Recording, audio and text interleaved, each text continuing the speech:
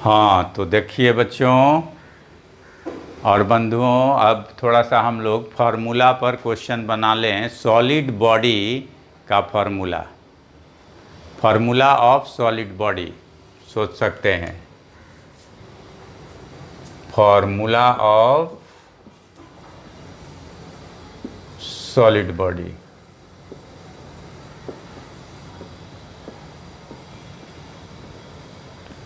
Solid body का formula क्या है? एक सर्टेन तरीके से जब अरेंजमेंट है तो उसका फार्मूला क्या होगा, तो इस पर क्वेश्चन पूछे जाते हैं और क्वेश्चन के हिसाब से आपको आंसर देने पड़ते हैं। हाँ हाँ, देने पड़ेंगे। जैसे ये क्वेश्चन एक पूछा गया है और इस क्वेश्चन को बारीकी से आप पढ़िएगा, खूब बारीकी से, खूब प्रेम से। देखिए, प्रॉब्लम बनाने के लिए, प्रॉब्लम बनाना एकदम, ये तो एक तरह से एक इंजॉयमेंट है और प्ले है। प्रॉब्लम्स मतलब क्वेश्चंस अगर बनाना हो, मैथ बनाना हो, केमिस्ट्री के न्यूमेरिकल बनाने हो, तो वो एक प्ले होता है। और एक बार कोई बच्चा प्ले करने सीख गया ना, तो उसको तो उसी में मज़ा आता है और किसी चीज़ में दुनिया के मज़ा नहीं आता। दुनिया के और किसी भी चीज़ में मज़ा नहीं आता, सिर्फ ये जो है प्रॉब्लम्स प्ले करता है। प्रॉब्लम्स प्ले, प्रॉब्लम्स के साथ खेलना। तो if once you learn, if once you learn playing with problems, then there will be no power which can restrict you to compete any competitive exam like JEE, NEET, etc. So whenever you start playing with problems, whenever you start playing with problems, then there will be no power which restricts you by becoming successful. That's why you have to play with problems. You have to play with problems. आपको problems के साथ play करना होगा, करना चाहिए, और आप करोगे। तो देखो प्रॉब्लम से कैसे प्ले करते हैं। देखिए, लिखा है एक कंपाउंड, कोई कंपाउंड हो सकता है, जैसे SnCl2 होता है, SnCl4 होता है, CCl4 होता है, CH4 होता है, BCl2 होता है, MgCl2 होता है, AlCl3 होता है। ये सब तो फार्मूला ही है ना। AlCl3, what is this? This is formula. In AlCl3, number of aluminum is 1 and number of chlorine is 3. It is the formula of AlCl3. It is the formula of AlCl3. Okay. तो इसी तरह से कोई compound बनता है A और B में। A और B में कोई कंपाउंड बनता है जिसका स्ट्रक्चर क्यूबिक स्ट्रक्चर होता है। जिसका स्ट्रक्चर कैसा होता है बाबू? क्यूबिक होता है। तो आइए पहले तो आप एक क्यूबिक स्ट्रक्चर बनाइए। प्ले हो रहा है, ये प्ले कर रहे हैं। I am playing with problem.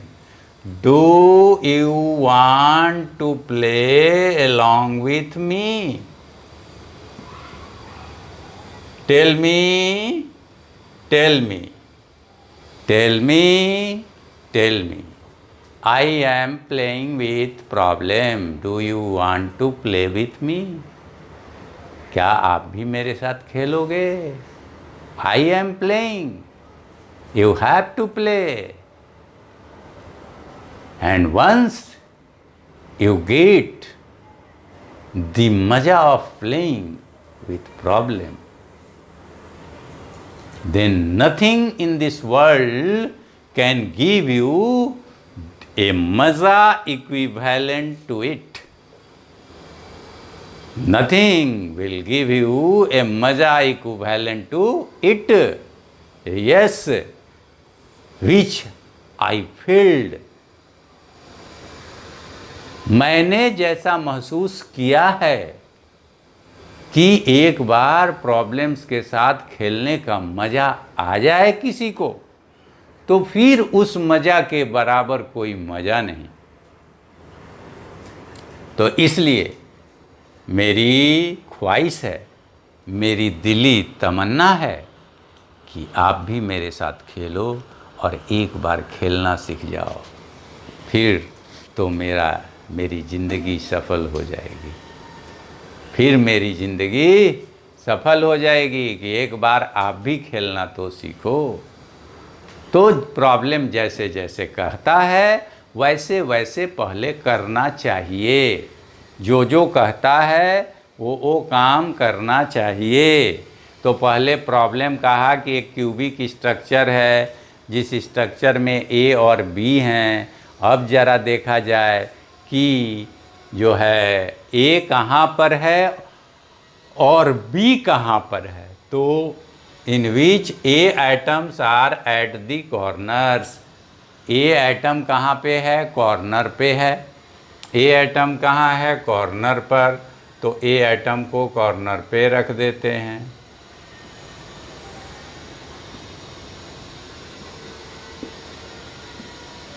रख दिया। ये सब ए हैं।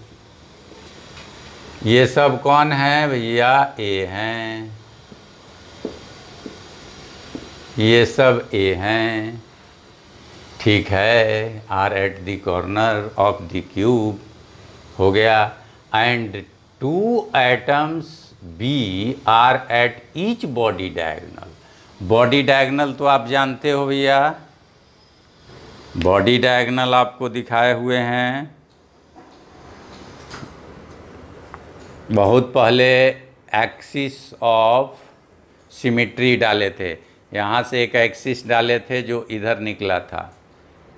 ठीक है। सॉलिड में यहाँ से एक एक्सिस डाले थे जो इधर निकल गया था। इधर निकल गया था एक एक्सिस जो यहाँ डाले और इधर निकल गया। तो ये बॉडी डायगोनल कहलाता है। और इसी बॉडी डायगोनल पर 2 एटम हैं। इस बॉडी डायगोनल पर एक बात याद रखिएगा, यहाँ से डालोगे और यहाँ निकालोगे। यहाँ निकालोगे। देखिए दोनों उंगली मेरी। यहाँ ऊपर से डालोगे और नीचे यहाँ निकालोगे। अंदर ही अंदर वो एक्सिस जाएगी, वो लाइन जाएगी। और उसी लाइन पर कितने एटम हैं? 2 एटम हैं। और ऐसे ऐसे कितने बॉडी डायगोनल होंगे आप देख लो। यहाँ से गया यहाँ, फिर आइए घुमा के, फिर यहाँ से गया यहाँ, फिर घुमाइए, यहाँ से गया यहाँ, फिर घुमाइए, यहाँ से गया यहाँ। ठीक है। तो ऊपर के कॉर्नर से अपोजिट कॉर्नर में निकल जाएगा। 8 कॉर्नर होता है, इसलिए कितने बॉडी डायगोनल होंगे? 4। आधा हो जाएंगे बॉडी डायगोनल। ठीक है। अब तो बॉडी डायगोनल कोई एक दिखा लीजिए, देख लीजिए। मान लीजिए ये बॉडी डायगोनल है। इस बॉडी डायगोनल से एक एटम, ये बॉडी डायगोनल है। ठीक है। इस बॉडी डायगोनल पर इतना मिटाइए, इधर ये मिटाइए। ठीक। इस बॉडी डायगोनल पर कितने एटम हैं भाई? 2 एटम हैं। तो 2 एटम किस चीज़ के हैं? इस पर 2 एटम हैं। एक एटम, ये 2 एटम। ये 2 एटम किस चीज़ के हैं? बी के। ये बी हैं। ठीक है। तो एक बॉडी डायगोनल पर 2 एटम। तो कितने बॉडी डायगोनल हैं? फिर यहाँ से यहाँ मिलाए, फिर यहाँ से यहाँ मिलाओगे, यहाँ से यहाँ मिलाओगे, सभी बॉडी डायगोनल। यहाँ से फिर यहाँ मिलाओगे, फिर इसमें भी 2 दोगे। तो बॉडी डायगोनल कितने हो गए? 4। तो टोटल एटम्स कितने हो जाएंगे आपके? हर बॉडी डायगोनल पर कितने एटम हैं? 2। तो 4 बॉडी डायगोनल है तो एटम कितने हो जाएंगे? 8। ठीक है। चलिए 8 एटम हो जाएंगे। तो calculate Z effective. Z effective मतलब कि effective number of atoms in that unit cell. Effective मतलब असली नंबर ऑफ एटम्स। तो अब जो है फर्स्ट ए का ए बनाइए, ए का फर्स्ट क्वेश्चन जेड इफेक्टिव ए का निकालिए। जेड इफेक्टिव ए, तो जेड इफेक्टिव ए कितना आएगा आपको कि कॉर्नर पर जो आइटम देता है वो कितना भाग कंट्रीब्यूट करता है 1/8, और कितने कॉर्नर्स हैं 8 कॉर्नर्स हैं, और एक कॉर्नर का आइटम कितना पार्ट देता है 1/8 पार्ट। तो टोटल आइटम कितना हो गया कॉर्नर के अकॉर्डिंगली 1। तो ए के टोटल आइटम कितने हो गए इस यूनिट सेल में 1। अब जेड इफेक्टिव बी देखिए, जेड इफेक्टिव बी तो 2 atoms into body diagonal, number of body diagonal, number of body diagonals, body diagonals, एक बॉडी डायगोनल पे 2 एटम है, एक बॉडी डायगोनल पे याद है ना 2 बी के एटम है, बी के निकाल रहे हैं, तो बी के एटम एक बॉडी डायगोनल पर कितने हैं 2, ठीक है। और ऐसे ऐसे बॉडी डायगोनल कितने हैं 4, तो टोटल एटम्स कितने हो जाएंगे 8। तो जेड इफेक्टिव कुल एटम ए प्लस बी दोनों मिला के कितने हो जाएंगे, एक एटम ए का और 8 एटम बी का, तो टोटल एटम हो गए 9। पहला क्वेश्चन बन गया, ठीक है। अब आप आगे जो है ये करोगे कि जेड इफेक्टिव तो निकल गया, अब क्या पूछा जा रहा है total number of atoms in A cube. Number of total number of atoms इस क्यूब में कितने हैं, total effective number of atoms नहीं, टोटल कितने हैं। तो टोटल कॉर्नर पर कितने एटम हो गए, total number of atoms, number of atoms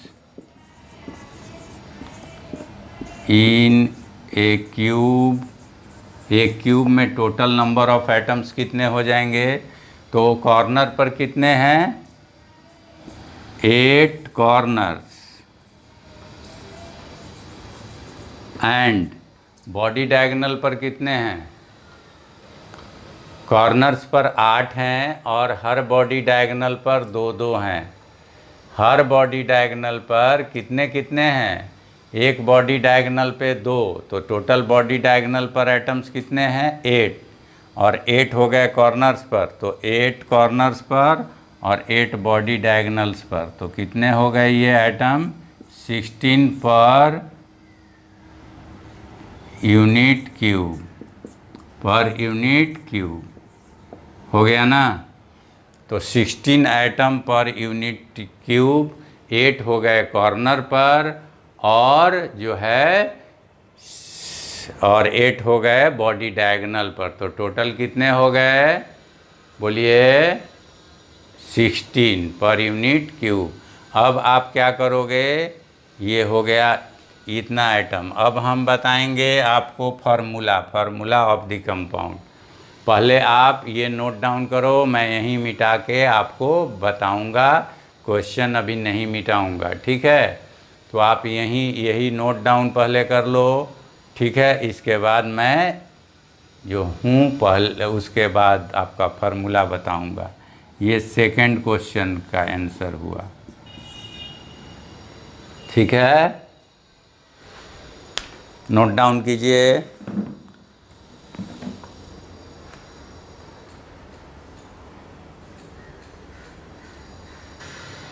देखिए अब जो है हम लोग फार्मूला निकालेंगे, फार्मूला ऑफ द कंपाउंड, यानी ए और बी के मिलने से जो फार्मूला बन रहा है उसका कंपाउंड का फार्मूला। तो फार्मूला ऑफ कंपाउंड, तो कंपाउंड का फार्मूला जो है क्या होगा, तो जेड इफेक्टिव ए का नंबर कितना है 1 और जेड इफेक्टिव बी का नंबर कितना है 8। तो फॉर्मूला क्या हो जाएगा, फॉर्मूला हो जाएगा कि भैया A1 और B8 यानी AB8 हो गया, यही फार्मूला हो गया। ठीक, तो फार्मूला भी निकल गया हम लोगों का। अब रही बात कि फार्मूला तो निकल गया, तो क्वेश्चन नंबर 1 हम लोगों का ए सॉल्व हो गया।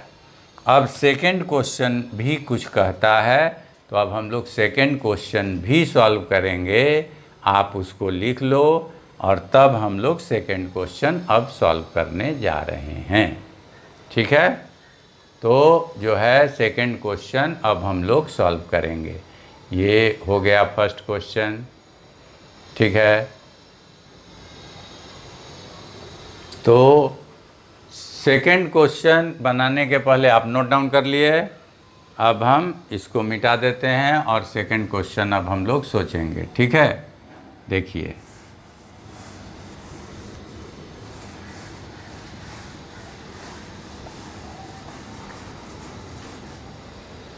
देखिए,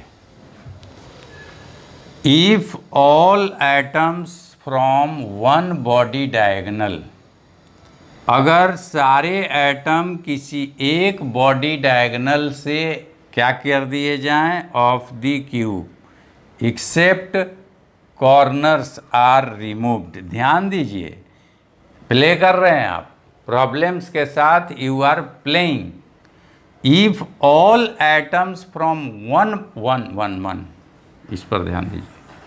वन बॉडी डायगोनल कितने हैं भैया 4, बॉडी डायगोनल कितने हैं 4, और 4 में से एक बॉडी डायगोनल पर से ऑल एटम्स रिमूव कर दिए गए।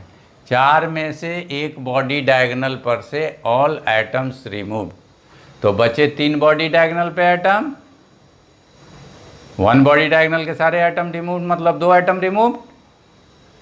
ठीक, रिमूव कर दिए गए एक्सेप्ट कॉर्नर, कॉर्नर पर से रिमूव नहीं किया गया है, कॉर्नर पर से रिमूव नहीं किया गया है।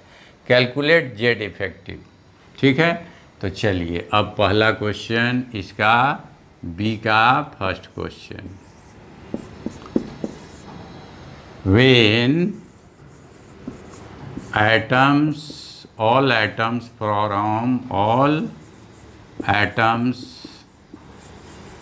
from one body diagonal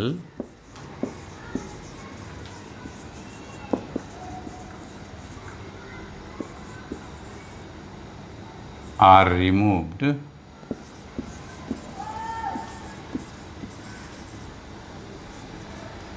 then it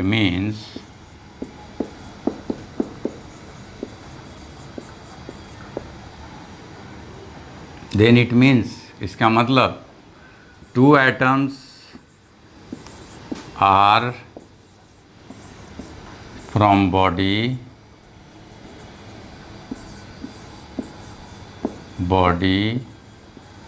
are removed। ठीक है, 2 atoms from body are removed, 2 atom body से रिमूव हो गए। तो बॉडी में एटम्स कितने बचे, atoms, remaining atoms in body, remaining atoms in body, body में टोटल एटम्स कितने थे पहले 8, 2 एटम रिमूव हो गए तो बचे कितने 6 एटम्स पर यूनिट क्यूब। प्रत्येक क्यूब में 6 एटम्स बॉडी डायगोनल पे बचे। और तो जेड इफेक्टिव बी कितना हो जाएगा, और बॉडी में कौन है भैया बी, तो जेड इफेक्टिव बी का नंबर कितना हो जाएगा 6, और कॉर्नर पर तो उतना है वही है, एक्सेप्ट कॉर्नर लिखा है, आप जानते हो क्या लिखा है एक्सेप्ट कॉर्नर्स, कॉर्नर को छोड़ के। तो एक्सेप्ट कॉर्नर्स मतलब कॉर्नर को छोड़ के, यानी कॉर्नर पे एटम्स एज इट इज रहेंगे। कॉर्नर्स पर एटम एज इट इज रहेंगे, वो नहीं रिमूव होंगे। तो कॉर्नर पे एटम रहने दीजिए। तो एटम कॉर्नर पे कितने होंगे? 1/8। एक कॉर्नर पर तो 8 कॉर्नर है, तो टोटल कितने हो जाएंगे? जेड इफेक्टिव ए तो वही हो जाएगा 8 × 1/8 = 1। तो ए का नंबर कितना हो गया? Hence formula is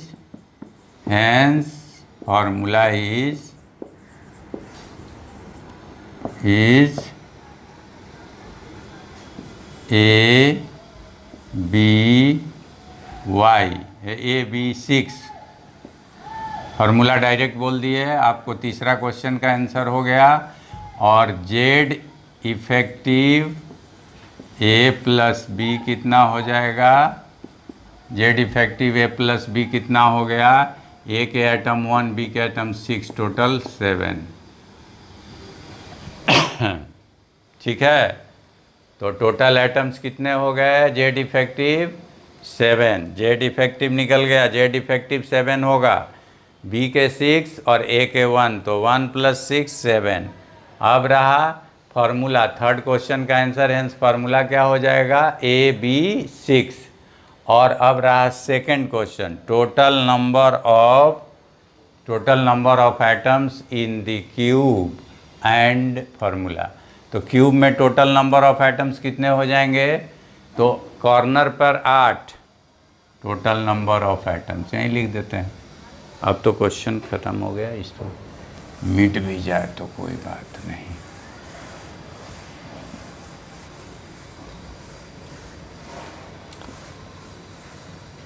second question, B का सेकंड तो बी का सेकंड क्या कहता है? बी का सेकंड कहता है कि टोटल नंबर ऑफ एटम्स, तो टोटल नंबर ऑफ एटम्स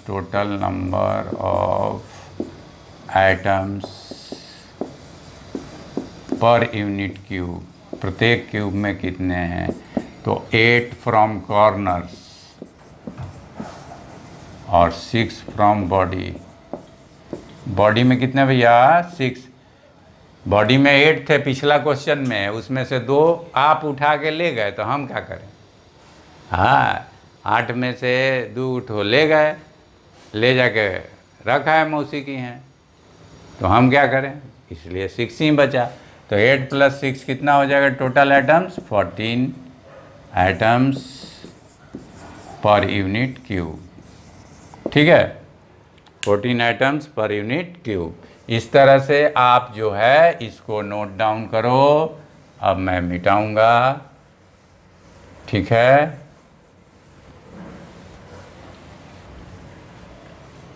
उसको नोट डाउन कर लोगे, उसको और इसको, ठीक है? ये फार्मूला है, बी का थर्ड का आंसर है ये। नोट डाउन कर लिए? नेक्स्ट क्वेश्चन देखा जाए।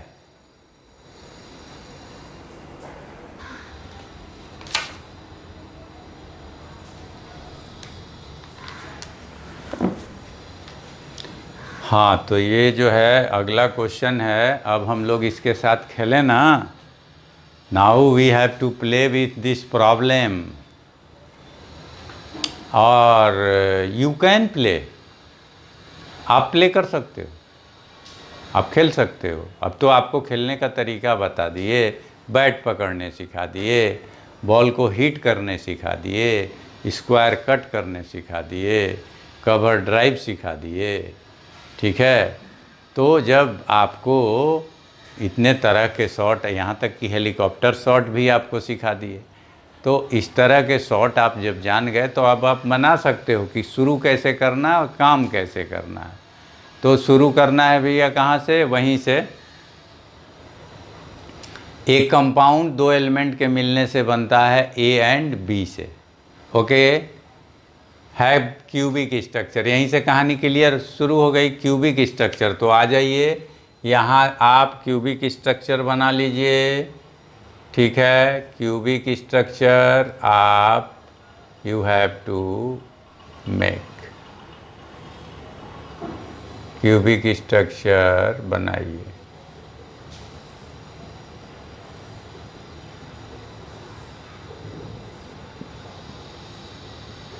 क्यूबिक स्ट्रक्चर बना लिए, इन विच ए एटम्स कहाँ हैं, ए के एटम कहाँ हैं, ए के एटम कहाँ हैं, ए के एटम कहाँ हैं, आर एट द कॉर्नर्स, ए के एटम कॉर्नर पे हैं, यहाँ ए है, यहाँ ए है, यहाँ ए है, यहाँ ए है, यहाँ ए है, यहाँ ए है, यहाँ ए है, यहाँ ए है। तो कितने कॉर्नर पे एटम हो गए, एक है। जेड इफेक्टिव निकालना है तो ऐसा करिए ना, Z effective number of A atoms at corner, तो ये निकालिए लीजिए इफेक्टिव। अरे हाँ, एक चीज़ और है, A atoms at the corners of the cube, ठीक। अब B atoms are at the face centre, ठीक है ना। बी कहाँ है, फेस में है, इधर का फेस में बी है, इधर के फेस में भी बी है, ऊपर के फेस में बी है, नीचे के फेस में बी है, पीछे के फेस में बी है और आगे के फेस में बी है। तो बी कितने फेस में है, 6 फेस में और ए कितने कॉर्नर पर हैं, 8 कॉर्नर पर हैं। अब जरा एक और इन्फॉर्मेशन दे रहा है, ये बड़ा मज़ा देगा आपको। This information gives you a मज़ा, ए मज़ा। Do you want to take the मज़ा? टेक दिस मज़ा। One item A is missing from the corner. लीजिए 8 कॉर्नर पर ए है, जिसमें एक एटम ए पर से क्या कर गया, मिस फायर हो गया। मिस फायर मतलब नहीं है, मिस कर गया, मिसिंग फ्रॉम दी कॉर्नर। तो मिस कर गया मतलब नहीं है, तो मिस कराइए, मिस कराइए एक एटम को, ए को एक कॉर्नर पर से। तो भैया कॉर्नर पर कितने एटम हुए, कॉर्नर पर तो सिर्फ 7 एटम ही ना हुए।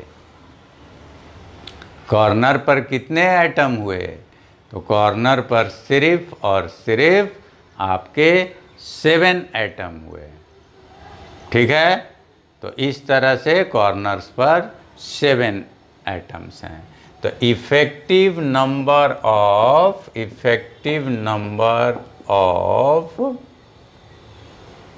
ए एटम्स एट कॉर्नर्स, तो कितने हुए, तो कॉर्नर्स कितने ऑक्युपाइड हैं, कितने कॉर्नर्स ऑक्युपाइड हैं, तो आप जानते हैं 7 कॉर्नर्स ऑक्युपाइड हैं। और एक कॉर्नर पे एटम कितना कंट्रीब्यूट करता है उस एटम के अंदर, 1/8। तो 7/8 एटम हुए कॉर्नर से। क्लियर हो गया, ठीक है।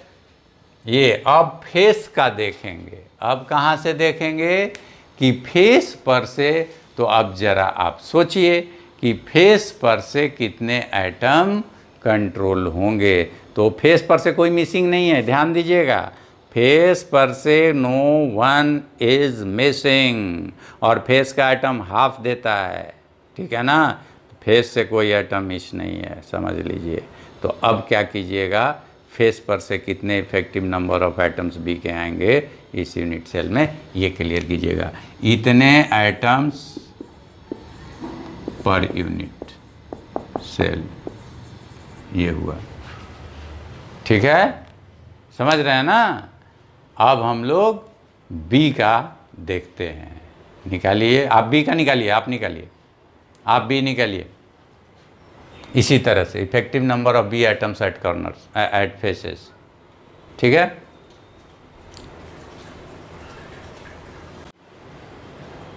निकाल लिए effective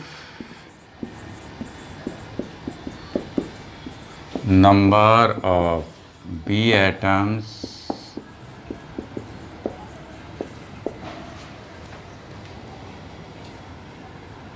from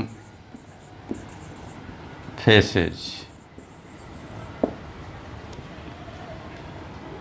B atoms from faces. Face पर का कितने फेस पर एटम बी एटम है भाई? 6 फेस पर बी एटम है, 6 फेस पर बी एटम है ना, 6 फेस पर बी एटम है। ठीक है, तो 6 फेस पर जब बी एटम है तो बताइए आप कि 6 फेस पर जब बी के एटम हैं तो 6 एक फेस कितना कंट्रीब्यूट करता है? हाफ। तो कितना हो गया? 3 एटम्स पर यूनिट सेल। हो गया? क्लियर हो गया? 3 एटम्स पर यूनिट सेल, ये फेस से हो गए। और वहाँ से कितने हो गए? वहाँ से हो गए आपको 7/8। तो जेड इफेक्टिव कितना हो गया? जेड इफेक्टिव ए प्लस बी। ठीक है, जेड इफेक्टिव ए प्लस बी कितना हो गया? तो ए का वैल्यू है 7/8 और बी का वैल्यू है 3। तो दोनों को ऐड कीजिए, ऐड करने आपको आता है 8 LCM हो गया, ये 7 हो गया, ये 24 हो गया और ये 31/8 हो गया।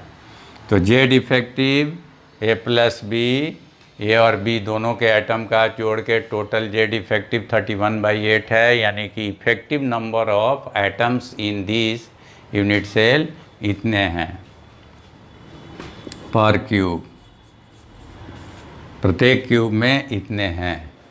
ठीक है, अब हम लोग इसके बाद अगला क्वेश्चन देखेंगे। पहला तो हमने निकाल लिया ए का फर्स्ट हम लोग निकाल लिए। अब ए का सेकेंड, तो ए का सेकेंड क्या होगा? तो ए के सेकेंड में तो total number of atoms, total number of atoms in A cube, total number of atoms in the cube, तो कितना हुआ? तो भैया 7 फ्रॉम द कॉर्नर्स। कॉर्नर पर एक मिसिंग है बाबू, कॉर्नर पर एक क्या है? मिसिंग है। तो 8 कॉर्नर होते ज़रूर हैं मगर एक मिसिंग है। 8 कॉर्नर होते तो ज़रूर हैं मगर 1 इज मिसिंग। तो 1 is missing, then what happened? What happened? तो 7 रिमेनिंग, 7 बचे और 6 फेस पर हैं, 6 फ्रॉम फेसेस। तो क्या हो गया इसका केस? तो ये 13 per unit, 13 atom per unit cube.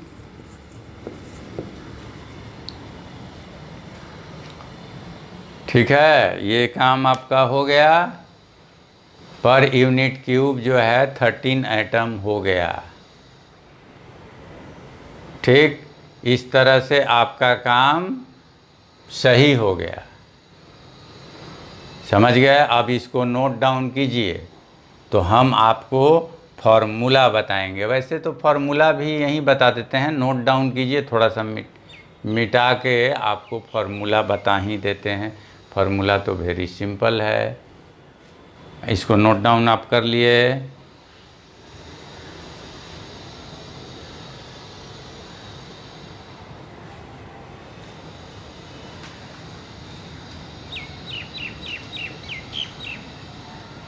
देखिए, इसका जेड इफेक्टिव 7/8 है, तो ए का नंबर 7/8 हुआ और बी का 3 हुआ। तो ए 7/8 और बी 3, यही फार्मूला हो जाएगा। ठीक है, आप देख लो, नोट डाउन आप कर लिए। ठीक है, आप देखो फार्मूला।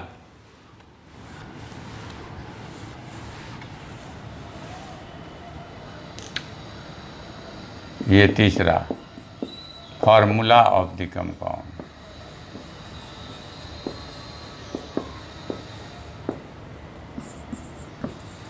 कंपाउंड का फार्मूला क्या है? तो ए है कितना, ए का ए इफेक्टिव, ए का जेड इफेक्टिव 7/8, ए का नंबर है 7/8 और बी का नंबर 3, ओह बी का नंबर 3, तो इससे क्या हो गया बताइए, अब फार्मूला क्या निकल जाएगा। तो इसको जो है ए 7/8 बी 3 ये फार्मूला हो गया, लेकिन फार्मूला को होल नंबर में रिप्रेजेंट करते हैं। तो इसे होल नंबर बनाने के लिए क्या होगा, तो अगर इसमें 8 से मल्टीप्लाई कीजिएगा तो नीचे वाला 8 कट जाएगा, तो इसमें भी आपको 8 से मल्टीप्लाई करना होगा। तो आप ए 7/8 को मल्टीप्लाइड बाई 8 कट जाएगा, आप बी 3 को मल्टीप्लाइड बाई 8, तो दोनों को 8 से मल्टीप्लाई कर दीजिए, तो ए हो जाएगा 7, ए का नंबर कितना हो जाएगा, ए हो गया 7 और बी कितना हो गया 24, तो यही हो गया फार्मूला, ये फार्मूला हो गया। ठीक है, तो ये भी नोट डाउन कर लीजिए, ये आपका फार्मूला भी आ गया इसका। ठीक है, तो क्वेश्चन ए हम लोग बना लिए, फार्मूला आ गया। अब क्वेश्चन बी आप पढ़िए ध्यान से और तब जो है क्वेश्चन बी भी बनाइएगा। ठीक है, अब बी आप बनाइए, ठीक है, आप बनाइए बी। तो आप लोग बी वाला बना लिए, देखिए बी कैसे बनेगा। बी में फिगर हम मिटा दिए थे, आप जो है देख लो आप बी को कैसे करोगे।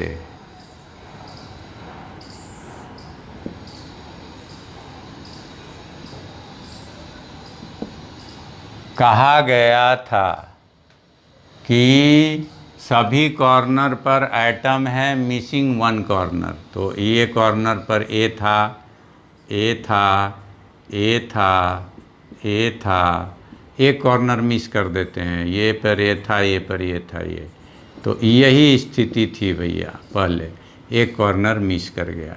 ठीक, और सभी फेस पर था बी, बी नीचे के फेस पर बी, ऊपर के फेस पर बी, नीचे के फेस पर बी, आगे के फेस पर बी, पीछे लेफ्ट के फेस पर बी, राइट के फेस पर बी, पीछे के फेस पर बी, आगे के फेस पर B.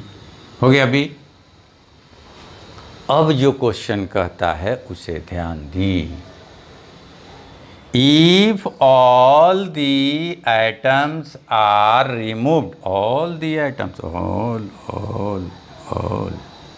all the atoms are removed, removed कर देना है सब एटम भाई, कहाँ कहाँ का सब atom remove, from one of the faces, one of the faces of the cube containing atoms at corner. What happened? What happened? All atoms को रिमूव कर देना है एक फेस पर के containing atoms of corner। अरे बाबा, ये फेस हुआ, it is our face, it is our face, it is our face, ये फेस नहीं, ये क्यूब का फेस, तो इट इज़ आवर फेस। और इस फेस के सभी एटम रिमूव करने के लिए कहता है कंटेनिंग कॉर्नर का भी, तो इस फेस से तो 4 कॉर्नर रिलेटेड हैं, और ये जो है इसको भी रिमूव करने के लिए कहता है, फेस पर को रिमूव कर दिया, हटा दिया, इसे भी रिमूव करो, इसे भी रिमूव करो, इसे भी रिमूव करो, इसे भी रिमूव करो। लीजिए ये सब रिमूव करवा दिया।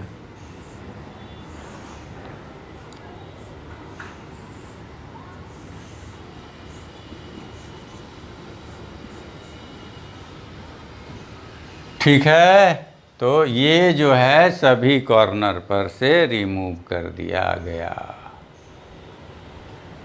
रिमूव कर दिया गया।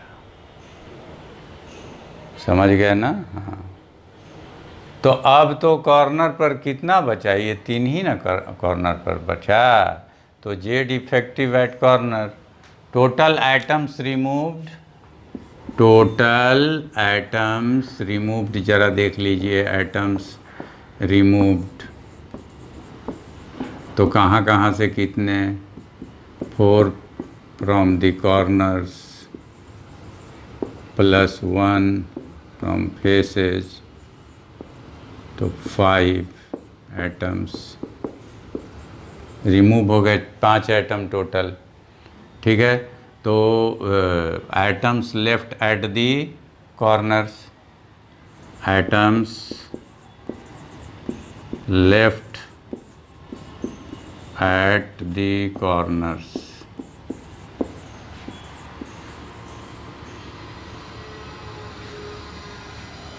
यानी जेड इफेक्टिव ए कितना हो गया, 3 कॉर्नर पे एटम है और एक कॉर्नर पर 1/8 होता है, तो 3/8 हो गया। ठीक, 3/8 हो गया, हुआ ना। थ्री बाई 8 हो गया, कहाँ, कॉर्नर पर। अब फेस पर से हट गया, तो एक फेस पर से बचा हटा, और बच गया कितने फेस, 5 फेस। तो atoms left at the faces, atoms left eight faces, face पर कितने एटम बचे भैया, तो जेड इफेक्टिव बी 5 फेस पर एटम बचे, और हर फेस पर कितना है, हाफ, तो 5/2, 5/2। ठीक है, तो ये हुआ स्थिति, 5/2, 3/8 वहाँ बचा, 5/2 यहाँ बचा। तो जेड इफेक्टिव ए प्लस बी कितना हो जाएगा, जेड इफेक्टिव ए प्लस बी दोनों मिला के कितना होगा जेड इफेक्टिव, 3/8 प्लस 5/2, एलसीएम ले लीजिए 8, यहाँ हो गया 3 और 4 5 या 20, 23/8 हो गया। इतना जेड इफेक्टिव हो गया इस यूनिट सेल में टोटल। तो ये हुआ जेड इफेक्टिव की स्थिति इस यूनिट सेल में। तो ये जेड इफेक्टिव दूसरे केस में निकल गया, जेड इफेक्टिव निकल गया, यानी कि फर्स्ट क्वेश्चन बन गया, बी का फर्स्ट क्वेश्चन सॉल्व हो गया, बी का फर्स्ट क्वेश्चन सॉल्व हो गया बाबू। अब बी का सेकंड क्वेश्चन आप सॉल्व करो। तो बी का सेकंड क्वेश्चन सॉल्व करने में क्या करोगे, total number of atoms in the cube, तो 3 कॉर्नर पर और 5 फेस में, तो 5 + 3 हो गया ना साहब। टोटल एटम्स दिखाई दे रहा है, काउंट कर लीजिए, 1 2 3 4 5 6 7 8 हो गया। तो 8 हो जाएंगे, लिख दो। और फार्मूला भी कंपाउंड का बनाओ, ठीक है, फार्मूला बनाओ तो तुम लोग। और 1 मिनट आप लोग जो हैं ये क्या करें कि इसको नोट डाउन कर लें, अब हम मिटा देंगे, और इसको नोट डाउन कर लें, और उसके बाद आप सेकंड क्वेश्चन थर्ड क्वेश्चन बनाएं, ठीक है। देखिए अब total number of atoms, second question का answer, total number of atoms 3 at corners और 5 at 8 is equal to 8 per atoms per unit cell, per unit cell, ठीक है। अब तीसरा, formula of the compound, formula of the compound. Formula के लिए आपको already पता है, जेड इफेक्टिव ए निकाल चुके हैं आप। कितना निकाले थे क्वेश्चन नंबर 1 में, जेड इफेक्टिव ए 3/8, और जेड इफेक्टिव बी आप निकाले थे कितना 5/2। तो फॉर्मूला ऑफ कंपाउंड, फॉर्मूला क्या हो जाएगा बोलिए, ए का 3/8 और बी का 5/2।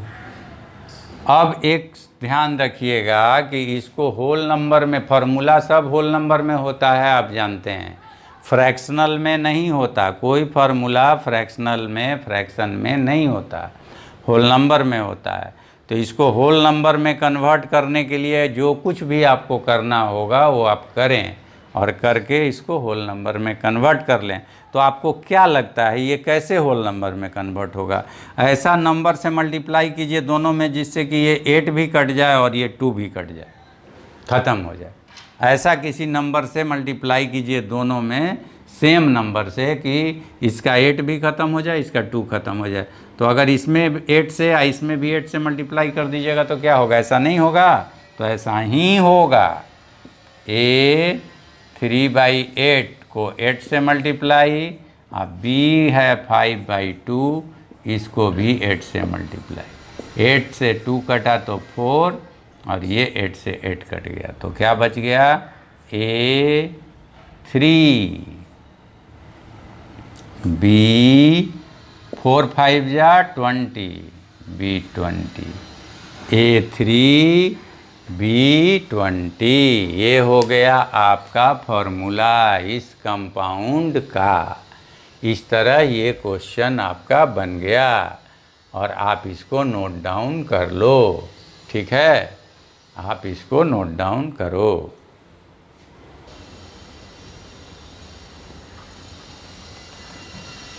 तो ये भी एक क्वेश्चन देखिए, अब तो आप लोग बना लीजिएगा भाई। अब आप लोगों को खेलने आ गया, आप चौका मार सकते हैं, आप छक्का मार सकते हैं, आप बाउंड्री के उस पार बॉल को भेज सकते हैं। आपको अब नो प्रॉब्लम, नो दिक्कत, नो परेशानी, नो झमेला। ठीक, अब आपको कोई दिक्कत नहीं है, अब आराम से आप क्वेश्चन बना सकते हैं। हमको उम्मीद पूरी है आपसे। कहीं ऐसा तो नहीं कि हम आपसे गलत उम्मीद कर बैठे? नहीं ना? बोलिए नहीं ना? हाँ, तो मैंने आपसे सही उम्मीद किया है। आप सीधे क्वेश्चन पढ़ते हो, फेस सेंटर्ड क्यूबिक अरेंजमेंट।